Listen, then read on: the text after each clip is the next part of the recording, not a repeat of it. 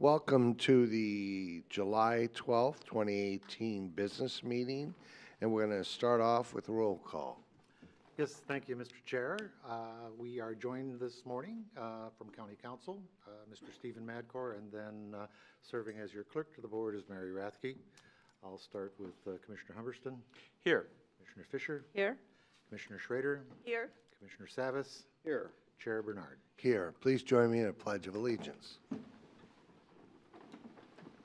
I pledge allegiance to the flag of the United States of America and to the republic for which it stands, one nation, under God, indivisible, with liberty and justice for all.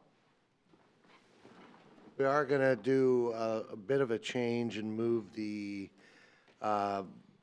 board discussion item presented by Gary Schmidt up first and citizen communication after. So. Okay, thank you. Of course, this is a board discussion item. It's to consider a resolution supporting efforts and policies to assist those dealing with drug and opioid abuse addiction. And we have our Director of Public and Governmental Affairs, Mr. Gary Schmidt, to lead off, and I understand we may have other presenters as well. Yes, Commissioners, as you know, an opioid epidemic is ravaging communities across the United States and right here in Clackamas County. As a commission, you have previously committed to curb drug and opioid abuse within the county and expand treatment and recovery options for people in need. Commissioner Fisher brought forward this resolution to you at an issue session on June 19th, and you agreed to bring it forward today for discussion and approval. And Commissioner Fisher originally got the idea from Milwaukee City Councilor Wilda Parks, who championed a similar resolution with the City of Milwaukee. So I would ask her, who she's here today, if Councilor Parks would please come forward, as well as from the Milwaukee Police Department, Captain Luke Strait, to give some comments on what they did at the City of Milwaukee, which is spurring why we're here today.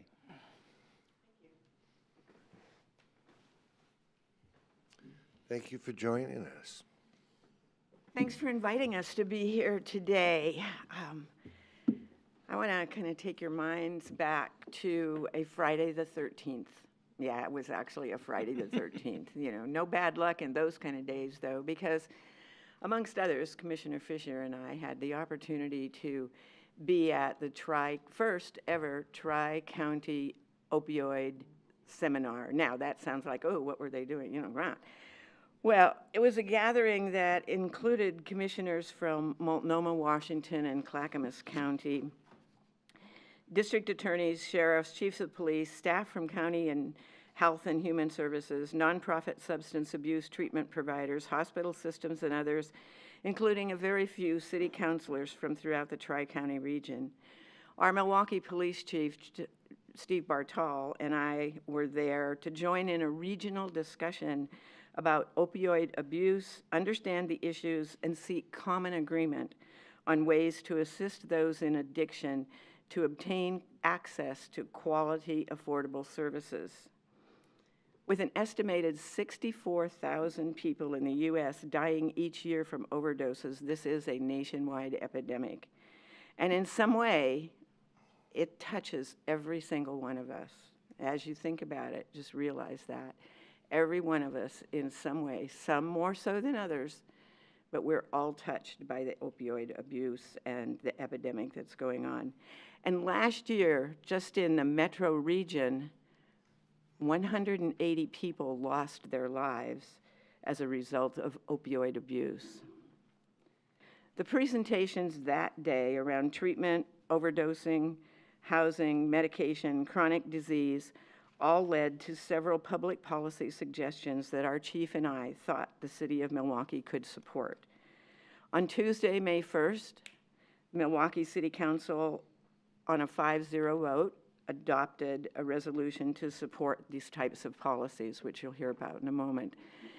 And as we did that, each of us took a minute to speak to what this meant to them. And the five of us, it was interesting to see, as I'd said earlier, that each one of us in some way or another was touched, in whether it be in a magnitude or a minuscule way, or somebody they knew, or somebody in their family, or something that had happened, even a burglary that had occurred because someone was seeking the opportunity for money to buy that. So I applaud the Board of County Commissioners today for doing the same as Milwaukee did. I hope the steps toward finding solutions will be embraced by other cities and other counties in the state of Oregon and hopefully throughout the United States. Thank you. Captain? First of all, thanks for having us, and it's an honor to accompany Councilor Parks here and speak with you folks about this. As law enforcement, we recognize that traditionally in the past we've dealt with this problem through reactive criminal enforcement, which is how we deal with most of these problems in law enforcement.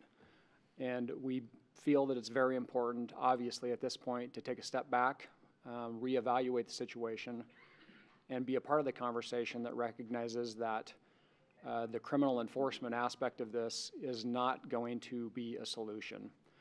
That can solve individual problems temporarily if we have crimes, but we don't claim that that is going to offer any kind of a long-term solution. We would like to recognize and be a part of the conversation that involves education, early intervention, and other treatment options as more realistic solutions for this problem. As Councilor Parks said, I think we've all probably been touched by this personally, whether it's by somebody that we know or a family member or a friend of a friend. I think most of us can think of a personal situation that involves someone who's been personally affected by this crisis. And within law enforcement, obviously we're dealing with it literally every day. It's a significant part of the issues that we deal with day in and day out. One of the most memorable and touching instances involved a Milwaukee high school student who was not yet 18. She had a addiction and had dealt with law enforcement and been placed in treatment.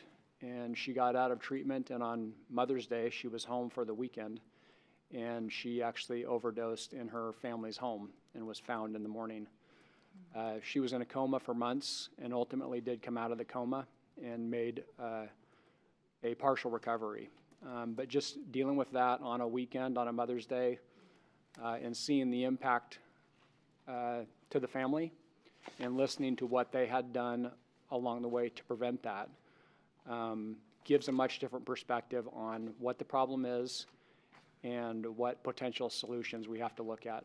So as law enforcement, we definitely want to be a proactive part of that conversation and reevaluate the options that could offer a more holistic approach to this than just criminal enforcement. Thank you. Thank you, Luke. Thank you. Thank you, Councilor Parks and Captain Straight. Here at Clackamas County, the Clackamas County Sheriff's Office and Community Corrections Department support the Corrections Substance Abuse Program, or CSAP. This innovative program helps people who are addicted to drugs and end up in the criminal justice system. It gives them the opportunity to receive important treatment to begin a new life of sobriety. There is a young man who is currently attending CSAP named Nico Anton, and he is here today. He has a powerful story, and very briefly he will share that with you. So Nico, if you'll please come forward. Thank you.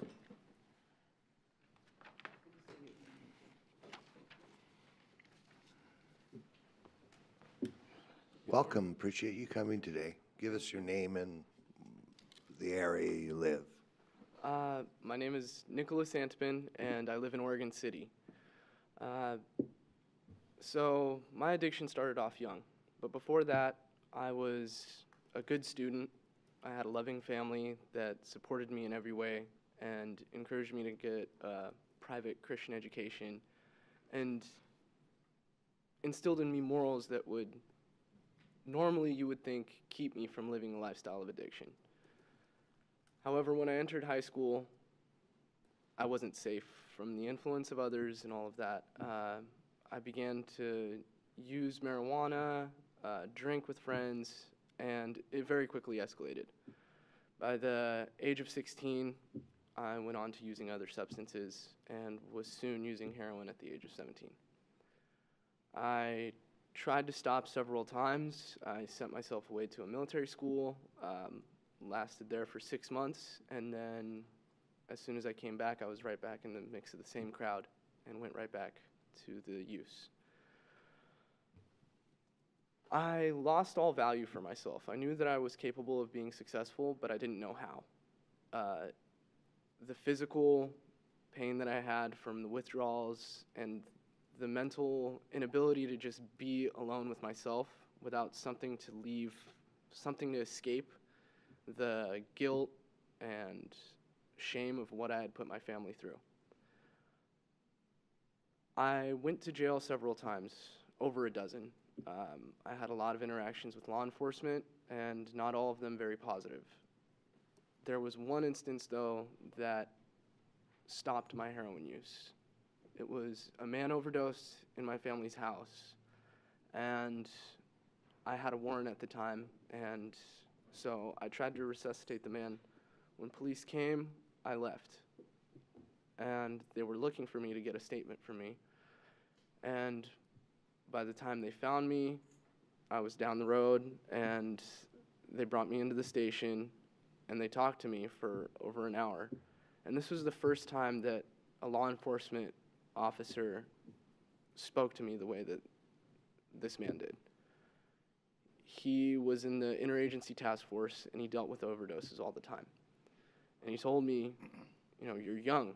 Why? Why are you putting your family through this? You're capable of more. And I heard this from other people, but never from somebody who had a position of power over me.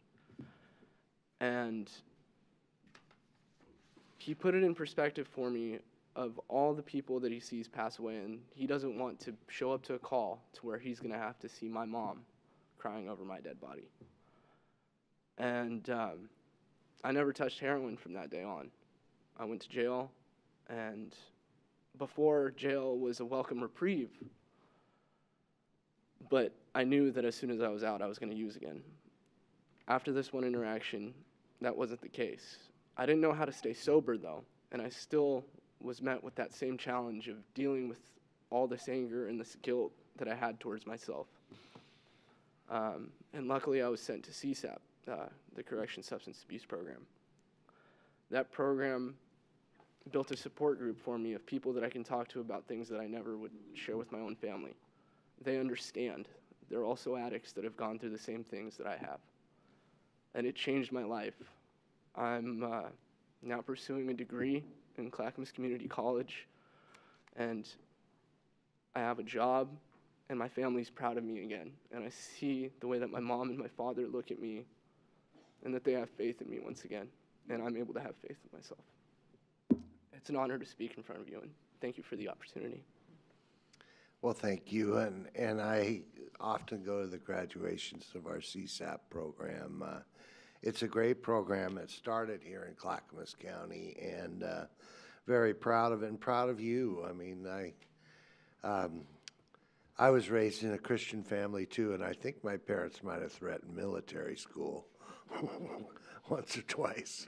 But you know, you should be very proud of yourself. You look like you're headed for absolute success, and it's really all up to you in the end, that you set your goals high and achieve them, but you'll make it.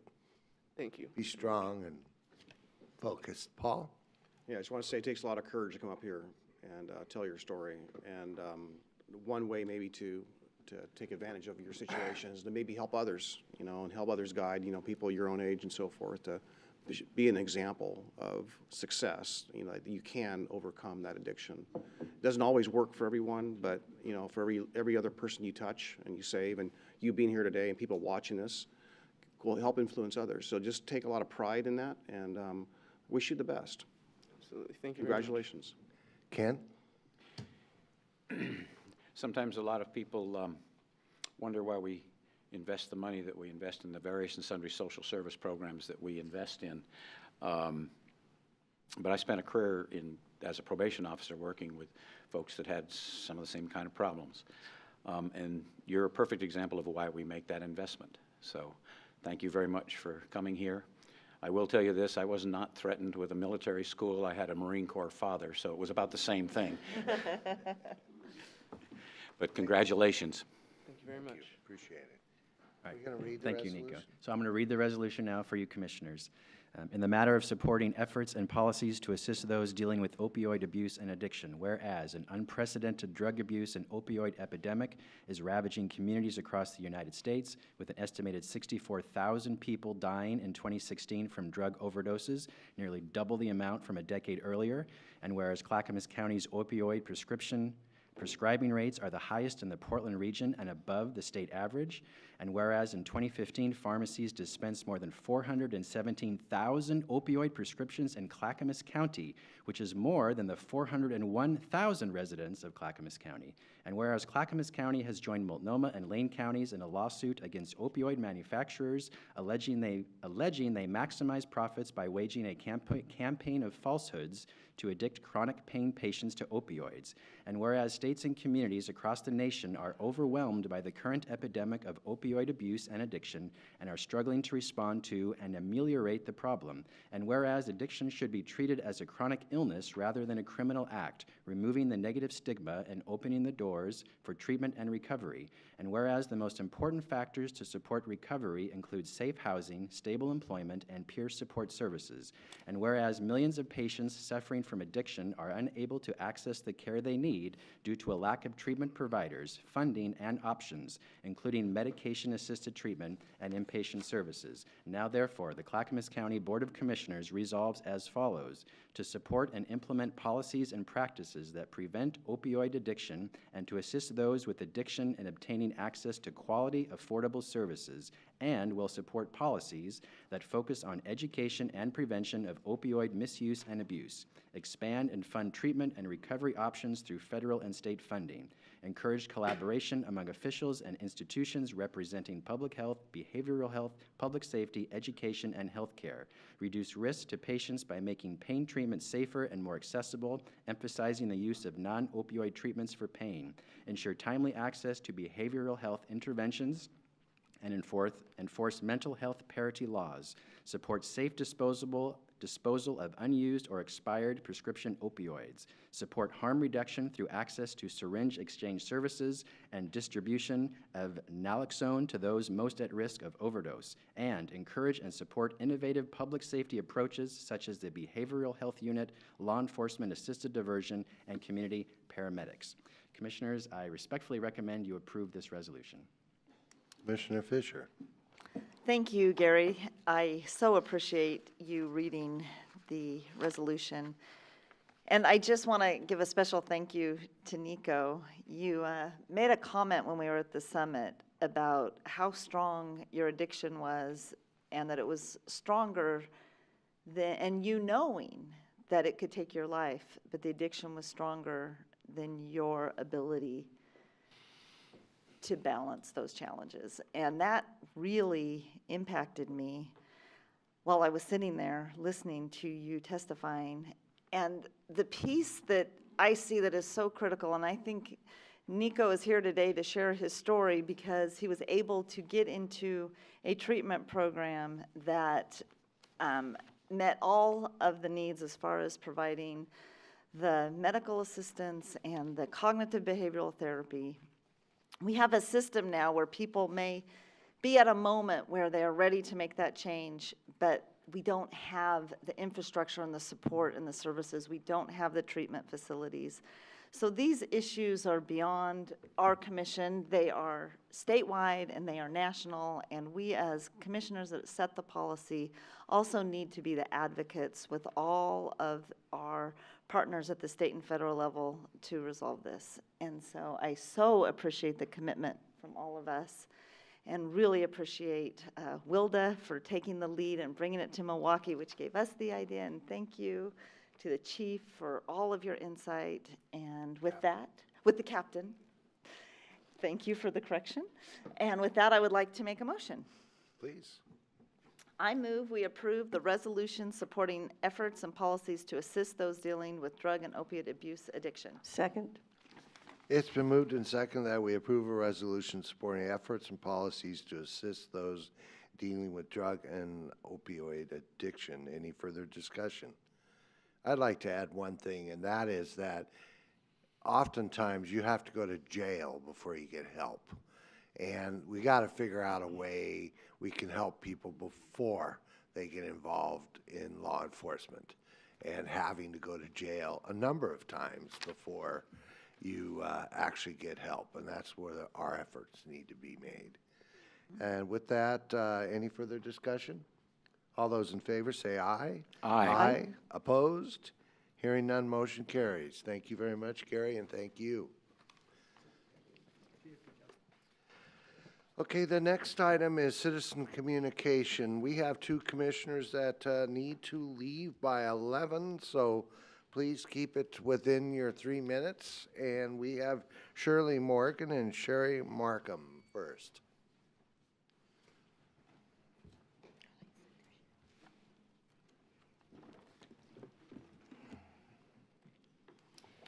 So I saw you look at me when you said keep it to 3 minutes. I'm pretty good about that. Would you like me to go first, or would you like to go? How about if I go first and I can be done? Hopefully I won't faint. Good morning, Chair Bernard and Commissioners. My name is Shirley Markham. My husband and I have lived on our property 29 years this November. I want to tell you what it is like living next door to a multi-licensed marijuana production site at 10770 Southeast 362nd in Boring. Currently, the owner has been approved to build 60 metal marijuana grow barns on less than 20 acres. This has turned our once quiet farming land into an industrialized nightmare, and here's why. For the past 2 years, it has been a living hell with bully and harassing attitudes. The access road to the pot farm runs up the south side of our property and across the back of our property. There are already 30 marijuana grow buildings that were manufactured without our input. Another 30 buildings were approved this year and will be developed without our input. And now a marijuana concentrate processing facility is up for review. From our view, this is overkill and will further erode our quality of life. Currently, 60 cars and pickups fly up and down the gravel access road daily. It is 20 feet wide. This does not include semi-trucks, 27-foot marked and unmarked box vans, and other commercial vehicles. Vehicle traffic goes on 24/7, 365 days a year. The dust and noise is unbearable. Being flipped off by pot people on a daily basis is juvenile. Allowing the construction of a marijuana concentrate processing facility will only triple the volume of the vehicles accessing the road. The stench from marijuana hemp grown is intolerable. As recent as July 4th, opening a back door to our house was overwhelming with the odor. The smell of skunk is so bad you cannot go outside more than a few minutes. There seems to be no consequences for what goes on next door. Fires are started after 5 p.m., hauling marijuana plants on county roads in the back of pickups and then up the access road, or flooding the nightlight with pink and white lights from the greenhouse, or better yet, terrorizing our horses. Once again, impacting our public safety, quality of life, and our property value. My husband and I are opposed to the marijuana concentrate processing facility. We ask you as commissioners to ban any further multi-licensed marijuana sites in Clackamas County. And we ask you to deny the land use request to add a marijuana concentrate processing facility at that site. Thank you for your time. Thank you. Shirley? Well, good morning, Chair Bernard and Commissioners. Nice to see you again, and staff, nice to see you as well. My name is Shirley Morgan with the Citizens for Public Safety, Quality of Life, and Property Values. And currently, I always like to remind you that there are 539 marijuana land use applications that have been applied for, with over 98% of those being for marijuana production. However, marijuana concentrate processing sites have also increased with the last ordinance that was put into place. Dr. Ivker, a physician renowned for using cannabis to treat chronic pain, has said he believes marijuana concentrate should be illegal. The only thing they're good for is getting really high, he says. But they're high risk, and there's really no benefit for them. In a recent presentation by Ed Shimela, coordinator of the National Marijuana Initiative, he notes that the THC amount in marijuana concentrates is rising, with shatter at 80% THC and wax at 74.5% THC. In an OLCC sting last year, 1 out of 5 dispensaries sold these products to minors, and according to the Oregon Health Authority, 67% of the youth surveyed said they get their marijuana products from friends, and 17% saying they gave money to someone to get it for them. Currently, the county has 2 large multi-site locations, one with 56 approved grow barns on 40 acres on Barnards Road in Malala, who already has a code violation for setting up a weapons training shooting range on the same property. And the other at the 10770 Southeast 362nd Street in Boring, as Sherry noted, with an approved 60 marijuana grow barns on 20 acres, half the size of the 40-acre parcel, which has already been burglarized. Currently, there is a land use request for the 362nd, as Sherry mentioned, for marijuana concentrate facility. When the commissioners approved concentrate processing, I do not believe that you would have approved a marijuana concentrate processing facility to be on a multi-licensed 60-building grow site. We are here today to oppose the land use application request for Z0291-18 and ask that the commissioners do the same. I know this is a land use issue, but we're asking you to intervene. We also ask that the commissioners continue to consider opting out on both grows and concentrate and extract processing facilities in the county as a whole. And the retail outlets are also creating problems. One retailer in Mount Hood is now selling tiny houses on their dispensary lot, which is a code violation. The other was providing a delivery service without getting the proper OLCC approvals. We appreciate the high priority that continues with code enforcement related to the marijuana violations that you have put into place. Thank you, and I'm happy to answer any questions. Any questions? And I met with Shirley earlier today, and so I don't have any questions publicly. Yeah, I just want to say thank you for coming and continuing the dialogue and conversation. It's very important. And is there any way we can ask Dawn to take a look at what's been going on at that property? So Or how we can, what we can, because this is not going to go away, you know, and it's really. I will follow up, learn about what the specific land use application is, its current state in the process, and report back and follow up. Yes. Paul? Yeah, I just want to, it's hard not to at least point out that the gentleman who was here earlier spoke to us, pointed out that his endeavor into opioids began with alcohol and marijuana. And I understand it was a state initiative to approve this, and you heard me before echo my concern that not necessarily in compliance with what the voters wanted. My opposition was really on the grow operations and the processing and putting some limits or opportunities maybe to opt out, and ask the voters, is that what they meant? Because the quality of life issue is a real one, and meeting with these people over the years, and also having a neighbor of mine, at least I know what the odor issue is, coming over the fence, unsurprisingly, is that a skunk? You know, the first thing, is that a skunk? And at night, sometimes it is awfully bad. So in the summertime, when you want the windows open, to enjoy the outdoors or sit on your patio on the outdoors, you find yourself going inside and closing the windows, and that's not a way to enjoy your property and your quality of life. So I feel your pain. Thank you. Well, I'd like to check into our opportunity to not accept any more applications. I had asked about the idea of a moratorium on this, but the last time I asked that question, we were told that unless there's something, a specific thing, analogous to,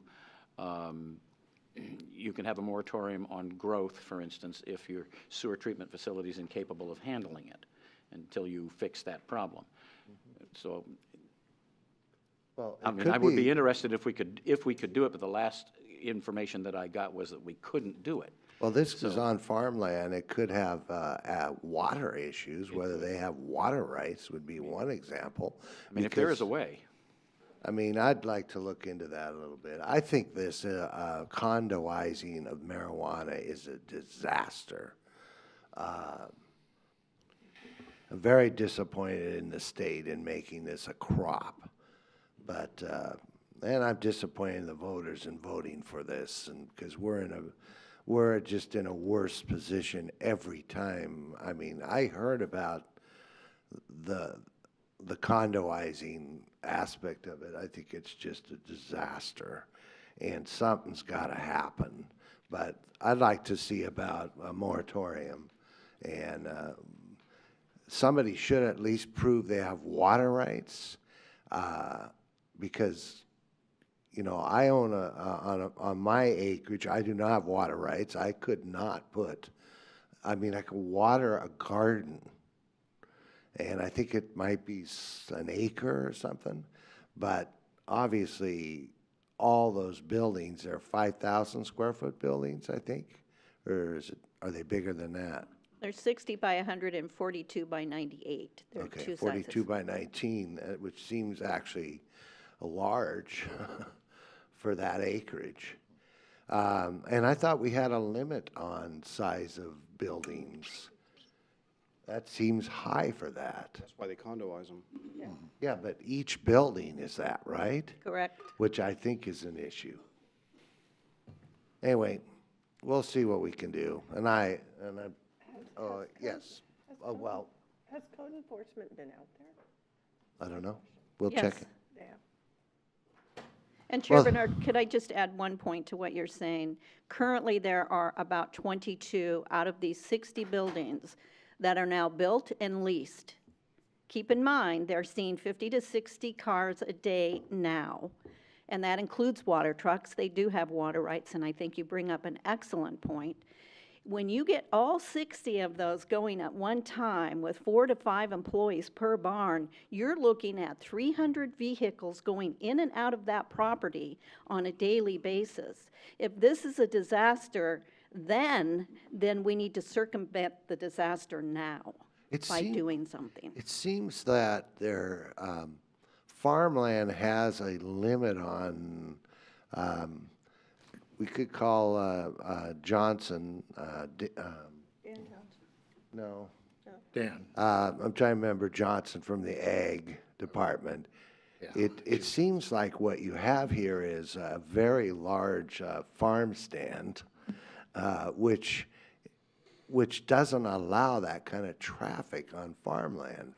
So I think that's one area we could do, and it might also be size of vehicles. I don't know. We'll see what we can do. Yeah, Try Mr. Jim Johnson from the. Yeah, Mr. Chair, I have sent a query over to DTD Director Dan Johnson with the relevant information here. We'll collect that and then follow up. Okay.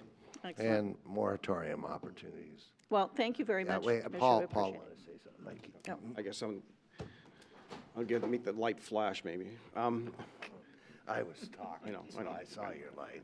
I just want to point out that if my recollection, if I'm not, I could be mistaken, but from all the discussions we've had with staff, I don't think we can institute a moratorium. I think that really the opportunity that would really limit this or any further exposure would be just what Mrs. Morgan suggested, and that is and putting an opt-out on the ballot. We have that ability specifically for the grows, and what that means that the folks that are here now are not outlawed.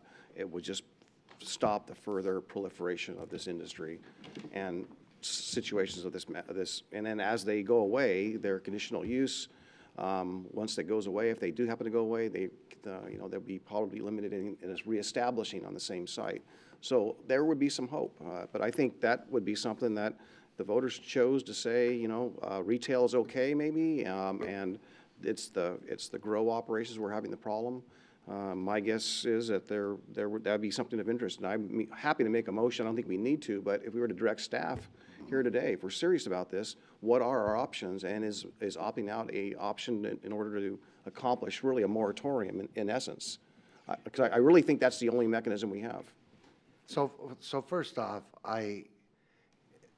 you could put a lot of effort and collect signatures and put an initiative on the ballot. I would totally support that. But we also have an obligation to follow what the voters said. The voters legalized marijuana. If an initiative process brought signatures and put it on the ballot, I would contribute to the campaign. But, you know, we're obligated to follow the voters. Otherwise, I would have done it a long time ago. Well, but you're all following the voters. You're clarifying with the voters by putting an opt-out question before them, and you're not opting out on really what we all believe is people felt that it shouldn't be a violation to use and sell, you know, limited amounts. But I think the proliferation of our farmland, and frankly, the fact that DLCD and the state haven't stepped in, I mean, just looking at the history, 10-year history, we made an issue out of water to stop development, water use, groundwater use in the Bull Run, Bull Mountain area. And yet marijuana is using more water collectively, even in the county, than anything could ever imagine from a housing development. So it just stymies me that if we actually believe we want to make an impact on opioids, for example, we wouldn't want to somehow limit the message or somehow message to our younger generations that you know, abuse is abuse, and to some degree we ought to be responsible. So I find us all conflicted in a number of ways, whether it's water, whether it's land use, whether it's the provision, outlawing homes, secondary homes on farm use because of traffic, and here you're allowing this, and they're look at the traffic use on this one property. So remember, we have two commissioners that have to leave, and we've talked a lot longer than the people in the audience, so quickly. I was just going to say, I think that we should put this on our list of issues conversations. Can we bring this forward? Good idea. Yeah, just put it forward as issues, and we can really. Not issues, but actually a work session Well, from work staff. session, whatever. That's what I'm suggesting, a work session with staff, or what are our options? Yeah. Okay, problem- I think that's the appropriate time and place to do it, and sooner than later would be fine. Okay. We will follow up. Yeah, two things. One is keep in mind with agriculture, agriculture is the #1 use of water in the first place. It's not houses, it's not industry, it's agriculture. And so I'm not sure that it's viable going down that road. That said, I would like to direct a couple of questions to our legal counsel to do some homework on. You've used the term opt-out, I'm saying versus a prohibition of any additional growers. Opt-out has a tax implication that would make enforcement more difficult because we would lose resources, as opposed to an initiative that would simply eliminate or stop the proliferation of additional growers, at least commercial growers. So I'd like to get some information from legal counsel on which would be the better way to go. And I'll stop there because I know people have to leave. Yeah, and that's a discussion we should have. Okay, so we have Dan Thompson and Bob Reynolds. Well, we appreciate the discussion, Chair Bernard. Very much. You always stimulate discussion.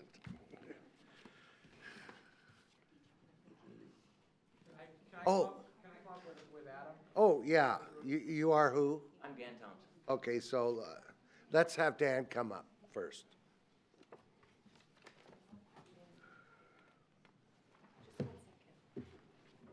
Oh, sewer pump station.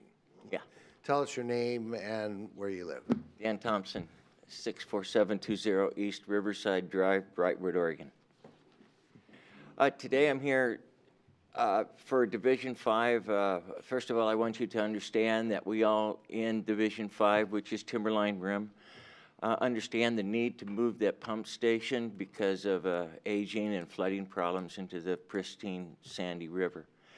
The situation that the problem is that we're not getting very much information from where what property is going to be affected, and so I'm going to direct you to my little colorful chart here we have.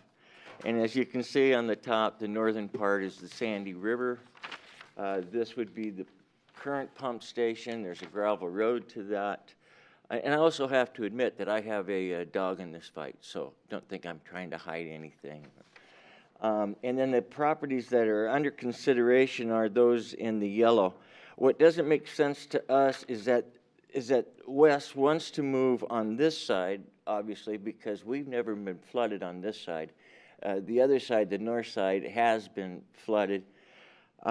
This area here by, it's called Kinsley's Lot, we have sandbagged that lot, and that is being considered as one of the properties to be purchased. The other lot next to it is Penny Mock's lot. Now, this is an empty lot, and it's also a dry lot. But the problem is, you see this little blue dot line through here. Your studies back in the day, in 1993, showed that that was the first path to cross the Sandy River by the Barlow Trail and the immigrants from 1845 on to 1919.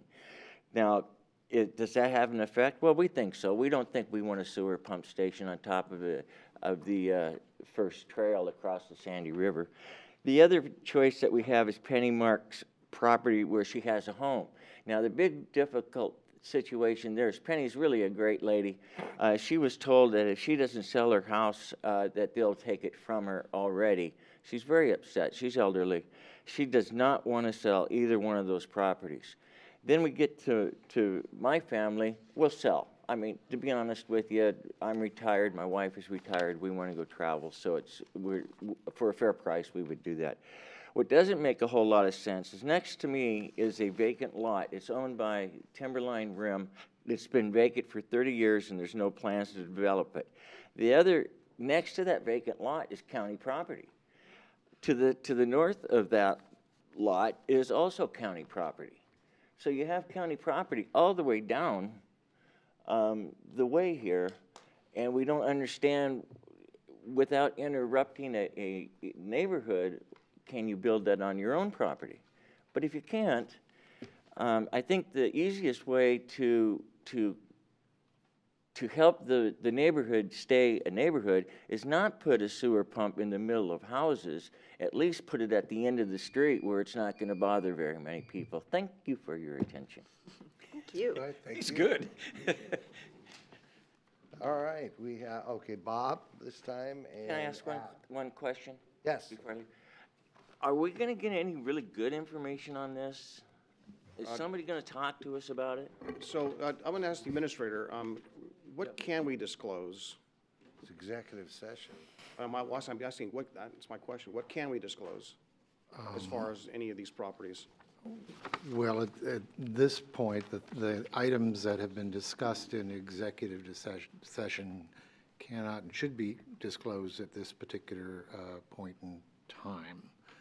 I think probably the best thing that can be offered at this current moment is that the staff have received general direction from the county to pursue acquisition of a parcel in the area. The information that's been presented here we'll take back and we'll share with the staff and the current work. If there's a need to come back to you in executive session as a subsequent conversation, we would do that. Okay. So. Okay. Right. And we'll be notified, right? Ken? Well, Great job. the director of WES is here. It would seem to me that Well, folks could. Remember, we've got short time frame No, here. I was just going to suggest that he meet with the director of WES. Yeah, he could do that. If he would turn around, he'll wave his hand at you. Please go have a conversation with that man, please. Thank you, I will. I'm sure that distance from the current station is of concern. Laying a pipe. All right, Bob and Adam. Hey, how are the commissioners doing this morning? Good? All right. So what you're going to be receiving here is Second Amendment Preservation Ordinance. And what we're requesting of you this morning is to put this on your agenda in 2 weeks for discussion. And after that, to either approve it or to pass it on to voters. But our request this morning is just to get it on your agenda in 2 weeks. Okay. Thank you. Is that your comments? Well, what's the next step? How do I make sure and get this on the agenda or not get it on the agenda, or what do we do? I'm not going to give you that assurance now. Okay. Are you done? Well, so then, how do I, what would you like me to do to make sure, or to find out whether this gets on the agenda or not? We have an internet site, you can look on it. I don't intend to put this on the agenda. We're sworn to uphold the Constitution of the United States when we're sworn in. We also pledge allegiance to the flag, to the republic for which it stands, and we swear to uphold the Constitution. There's no What about reason- IP 43? IP 43 would have taken away our constitutional rights. And that's why we're bringing this to you, is we want to make sure that that doesn't, if I have no initiative. intention of putting this on the agenda. Okay. Yes, sir. Oh, that's it. Thank you. All right, thank you. Appreciate your time. The next is Nancy Hall and Les Poole.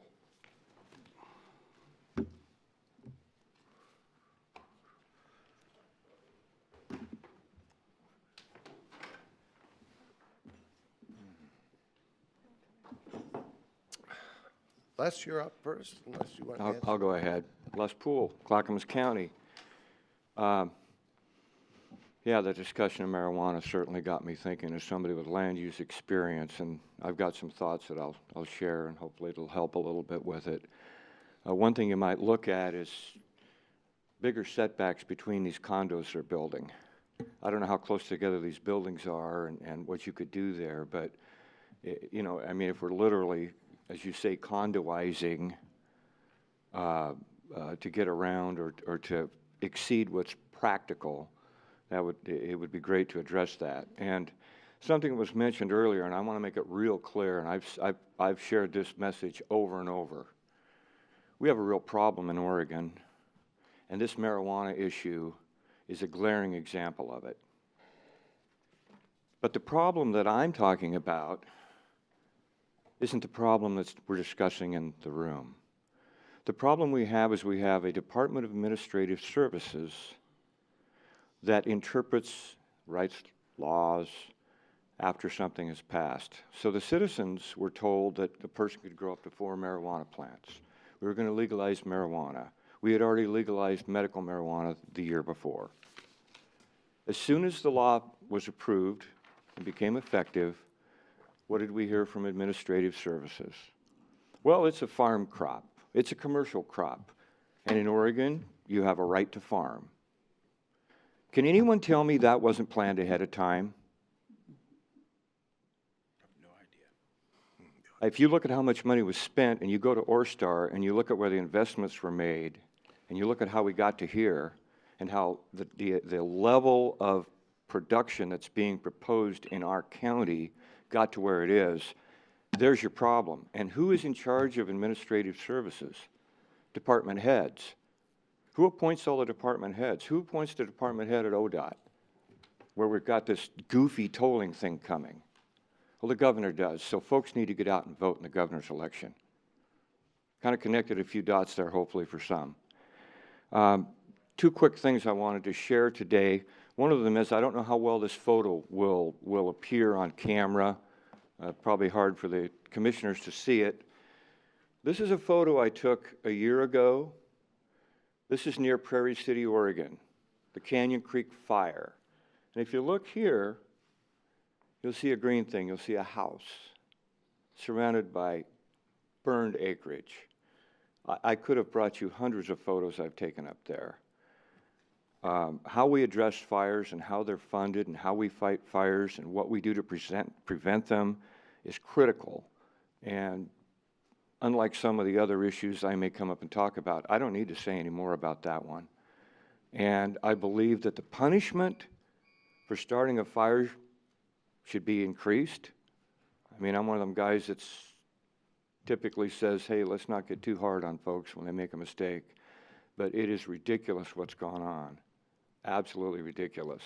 The last thing I want to mention real briefly is, you've heard me over and over bring up the issue of the evening meetings and hopefully having one a month. I stopped gathering signatures on that. I have 142 signatures as of June 20th. And I just see the folks that are coming to these meetings that need to be here that can't get here in the morning. And if there's anything we can do to bring that back and have one evening meeting a month, it's probably one of the best things that the county and the commissioners could do.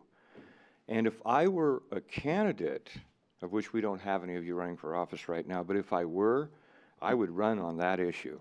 Thank you. Thank you. Nancy. Nancy Hall, Happy Valley. At the June 28th business meeting, I spoke about how this board is violating their nonpartisan status by being political. A brief conglomerate summation of the board's response was that the Constitution gave them the right to speak freely on any issue they choose. I, too, revere my right to free speech. However, when I speak before this board, my right to free speech is restricted. At the Board of County Commissioners business meeting website, it states the policy for citizen communication, quote, "The chair of the board will call for statements from citizens regarding issues relating to county government. It is the intention that this portion of the agenda shall be limited to items of county business which are properly the object of board consideration and may not be of a personal nature," unquote. Because this board is nonpartisan, I understood and have respected this rule to only hear county business. So why isn't the board following the same rules it placed on us citizens? We are being held to a lesser standard of free speech. It appears we have a two-tier level for free speech, one for the board, one for citizens. Even though this board is nonpartisan, it apparently feels entitled to speak at length on any subject. Does this now mean we citizens are also free to take our 3 minutes and speak on any subject we wish? I would like clarification on the county citizens communication policy. So I think one key word is intent. I mean, we would appreciate it. You can speak on anything you like, but the intention is that it be relevant to people who might watch the TV show. But you can speak on whatever you want. So if I come up with anything I think is relevant, then you aren't going to say, no, it's not county business, and no. No, I'm not. All right. Okay. That's good to know. All right. Thank you, How Nancy. about those beavers? Have I? Never mind. I've done that yet? All right, so thank you very much, and we got a move on to the consent agenda.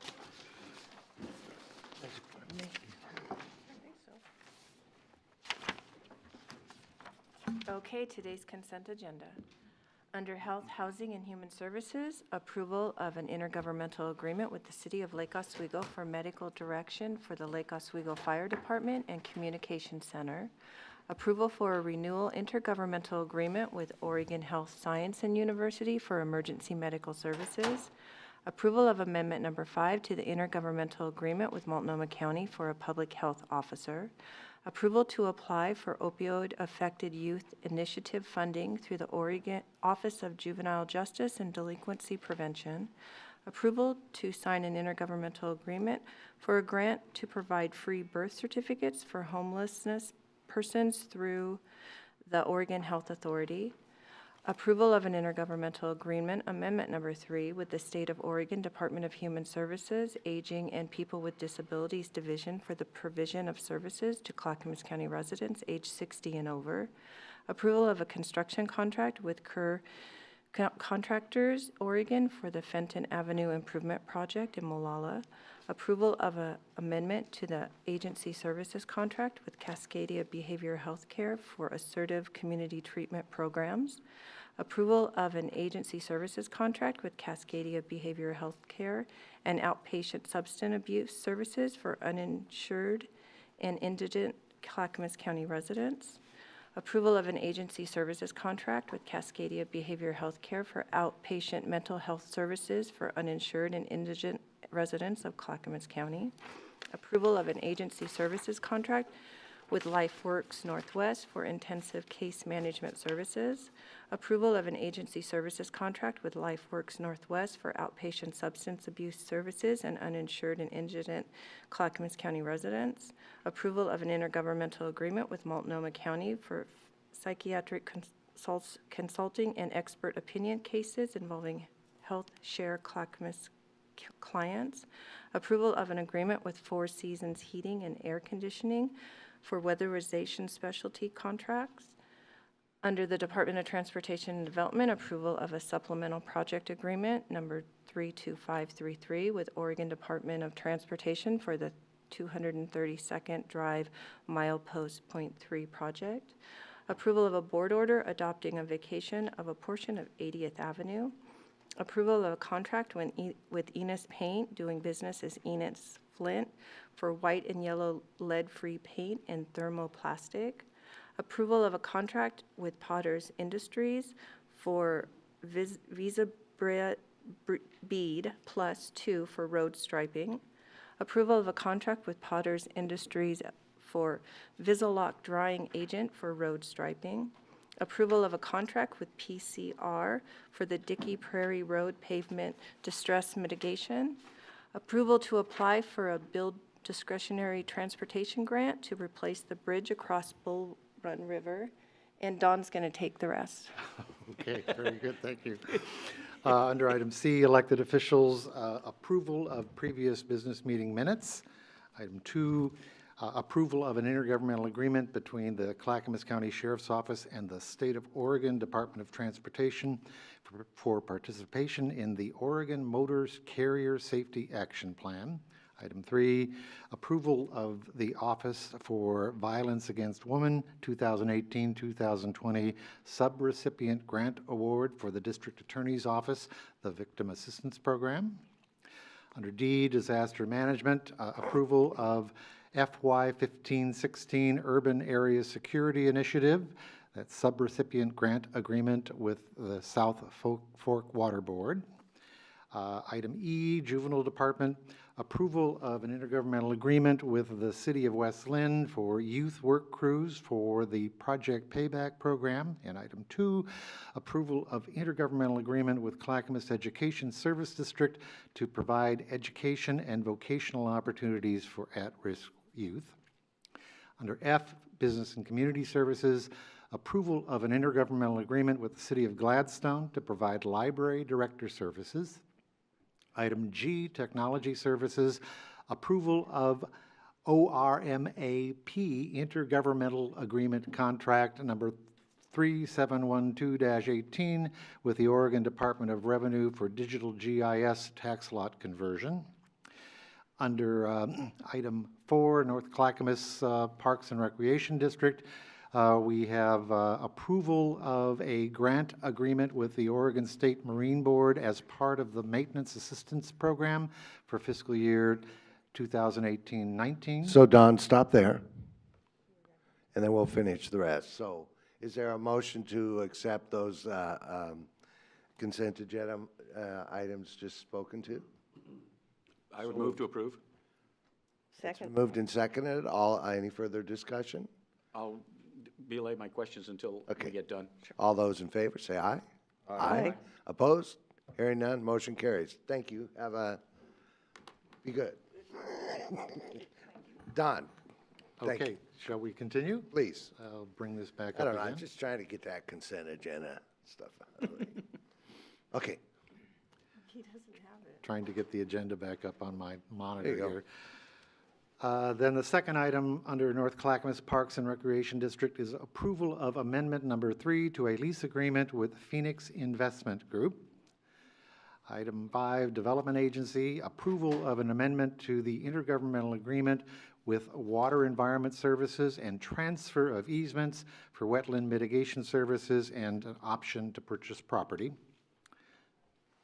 And then under Water Environment Services, approval of an amendment to the intergovernmental agreement with Clackamas County Development Agency and a transfer of easements for wetland mitigation services and option to purchase property. And finally, item 2, approval of a public improvement contract between Water Environment Services and James W. Fowler Company for the Tri-City Water Resource Recovery Facilities Solids Handling Improvements Project. Do any commissioners wish to remove an item from the consent agenda? Seeing none, I'll entertain a motion. Move to approve the balance of the consent agenda. Second. Moved and second to approve the balance of the consent agenda. Any further discussion? Yes, Mr. Chairman. Yes, Very quickly, on several of these items, such as the approval of a contract with Ennis Paint for white and yellow lead-free paint and thermoplastic, it says the funding source is 215-7433-00-424710, and another number. There's about 4 or 5 of those in here, and I have no clue as to what that funding source is. Can we put that in plain English instead of mathematics? They can. Thank you very much. In the future. And then the other one was that there's an intergovernmental agreement with Clackamas Education Service District to provide education and vocational opportunities for at-risk youth. ESD is supposed to be providing $43,000 for the salary, and the general fund dollars are supposed to be funding the balance of that position, but it doesn't say what those, how much those general fund dollars are.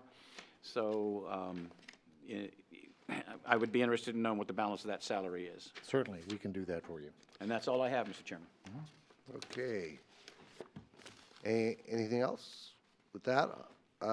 We already did the motion. All those in favor say aye. Aye. Aye. Opposed? Hearing none, motion carries.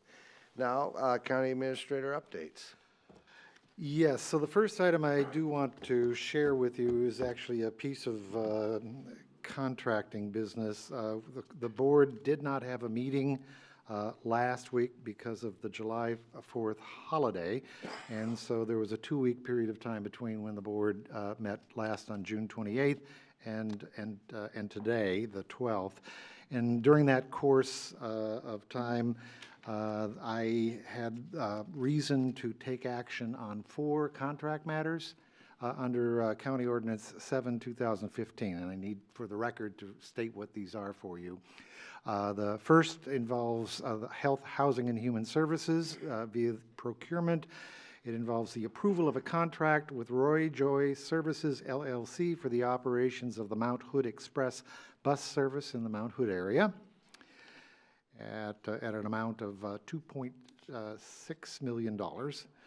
And the Department of Transportation and Development, approval of a contract with North Star Electrical Contractors Incorporated for the Highway 224 at Springwater Road signal installation, and that was budgeted amount at $762,000. And item 3, Department of Transportation and Development, approval of a contract with Elk Mountain for Amasiger Road Deep Creek Revetment Construction Project at a cost of about $264,000. And then finally, a contract with the Department of Finance, approval of amendment number 12 of the contract documents with Earthworks Landscape Service Incorporated for landscape maintenance services for Clackamas County. And this is a 3-month extension for those services at a value of $150,000. So we don't have to vote on this. You have the authority on that Just anyway, letting you know. which I think we did earlier this year. Yes. Gave you that authority, right? Correct. Okay. Yes. Thought so. All right. With that, we get to skip a few people. So we have Ken up first. I will try to be brief, Mr. Chairman. July 4th events, enjoyed participating in the Canby July 4th Parade and also the West Lynn celebration for July 4th, where I had the honor of leading the community in the Pledge of Allegiance at the event, and shared with them the fact that on that day, around America, 14,000 new American citizens were sworn in. I had the honor again of emceeing the Merkley Town Hall at Camp Whitcomb, and there were between 100 and 150 people present. Senator Merkley's remarks were well received, and he answered quite a number of questions from the audience. The other day I went to Gore Construction, who is working with Clackamas Workforce Partnership to begin their own training program for young people as they're coming out of high school in the building trades. And I wanted to commend Gore Construction for their outreach to Clackamas Workforce Partnership, the partnership itself for this program, and also commend Lowe's, who has generously donated the tools for these young people as they start on their career in construction. And finally, as you all know, we had a discussion on an ISP update on our policy session, and our program for government agencies is moving forward with an application to Tualatin School, to serve Tualatin School District, and also work with Lake Oswego on a project. And that's all I have. No dog? Oh, I have the dog. Yes, thank you. Thank you both. This is Cricket. She is a shy lady who is ready to find her new home. Because she is shy, she will need a home with someone who will work with her to build her confidence. She gets along great with other dogs and is looking for a home with children who are 9 years of age or older. Although she is quiet in the shelter, she finds her voice outside. She is a herding breed, so she'll need daily exercise and brain stimulation to keep her happy. If she sounds like a good fit for you, please go and visit her today. For more information about Cricket and other adoptable dogs, please contact Clackamas County Dog Services at 503-655-8628 or www.clackamas.us/dogs. Thank you. Commissioner Savas. Just wondering if Cricket had a unique voice that we could all listen to, but I guess I'm going to fill in for Martha a little bit because she handed me number one, the word of the week. So, and that word of the week is incorrigible. It's basically means being incapable of being reformed. And did you know that incorrigible is often used in a lighthearted, ironic sense? And for example, Sally was an incorrigible little girl until she discovered the joys of the library. So, voila, that is the word of the week. Also do arts and culture on behalf of Commissioner Schrader. Arts and culture activities in the county, Three Rivers Artist Guild, TRAG, artist reception. More than 35 artists showing and selling their unique and original artwork, including oils, acrylics, watercolors, ceramics, mixed media, mosaics, and much more. Complimentary appetizers and coffee is provided. That is Sunday, July 15th from 1 to 3 p.m. at the Three Rivers Gallery and Gifts inside Singer Hill Cafe in Oregon City, right here down the hill. The Clackamas Repertory Theater presents Happy Days Are Here Again with Susanna Mars and Meredith K. Clark, a special musical event featuring the enchanting voices of Meredith K. Clark from Kiss Me Kate and Melody Lingers On, and Susanna Mars from Melody Lingers On as they perform Broadway Hits Parade made popular by female stars Barbra Streisand and Julie Garland. That is Sunday, July 15th, 7 p.m. at Osterman Theater on the Clackamas County Community College campus. For more information about any event, please visit the Arts Alliance website, clackamasartalliance.org. So that's what I've got for Commissioner Schrader.